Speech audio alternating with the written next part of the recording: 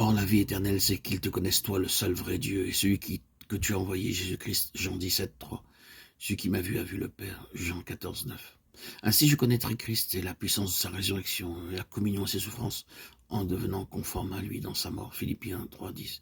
Il est clair que le besoin le plus vital de tout véritable enfant de Dieu est de connaître le Seigneur, non pas en ce qui le concerne, mais de le connaître de manière vivante. Car bien que tout croyant né de nouveau à la vie éternelle, très peu parviennent à une réelle connaissance, une connaissance transformatrice. Bon nombre se sont découragés et ont renoncé à poursuivre un tel but. Il y a bien des raisons et causes à une telle situation, mais il est cependant nécessaire que nous voyions l'intention, le but que Dieu veut atteindre par la nouvelle naissance et comment parvenir à la connaissance de celui qui nous a sauvés et qui demeure en nous.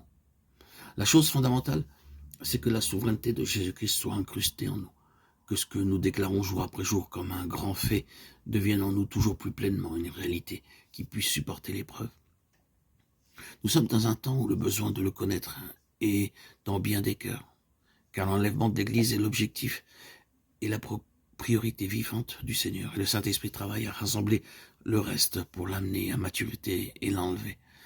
Soyons de ceux qui le cherchent avec un cœur sans partage, un cœur de fils comme le Fils, pour que nous soyons rendus semblables à lui lorsque nous le verrons tel qu'il est. Mais nous savons que lorsqu'il paraîtra, nous serons semblables à lui parce que nous le verrons tel qu'il est, 1 Jean 3,2. La raison même, le but même de la présence de la vie éternelle en nous par le Saint-Esprit est de nous amener à la connaissance intérieure de Dieu en Jésus-Christ, par une révélation du Saint-Esprit. La question de Philippe, « Seigneur, montre-nous le Père » et la réponse du Seigneur, « Il y a si longtemps que je suis avec vous et tu ne m'as pas connu, Philippe » Jean 14, 8, 9, illustre la situation de bon nombre de croyants. Toute notre éducation spirituelle n'a d'autre but que de nous amener à connaître Christ de façon pratique et vivante. La véritable connaissance qui est expérimentale nous est donnée par la vie. Plus la vie aura libre cours en nous, plus la connaissance augmentera. C'est une réciproque, la vie pour connaître et la connaissance par la vie. Ainsi, la plénitude spirituelle en Christ dépend de cette connaissance intérieure de Christ. Nous pouvons donc avoir la vie, mais cependant une faible connaissance de Christ. Aussi apparaît le grand problème de la connaissance de Dieu et de la volonté de Dieu. Le mot volonté ne stipule pas seulement ce que Dieu veut, mais renferme également en lui-même le sens d'un tout complet, qui doit être accompli en parfaite conformité avec les principes divins et implique conséquemment le comment, le quand, les moyens, méthodes, ressources, et ceci vient appuyer le besoin profond d'être sous la main du Saint-Esprit, qui seul peut nous amener par les voies de Dieu à une connaissance vivante du Seigneur.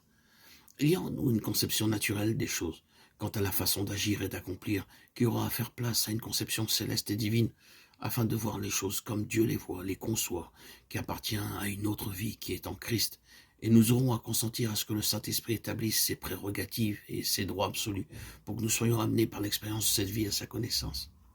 La vie de Christ ne peut nous amener à la connaissance de Christ, en qui est la vie, que dans la mesure où Christ nous possède pour lui-même. 2 Corinthiens 5, 15. 1 Corinthiens 6, 19, 20.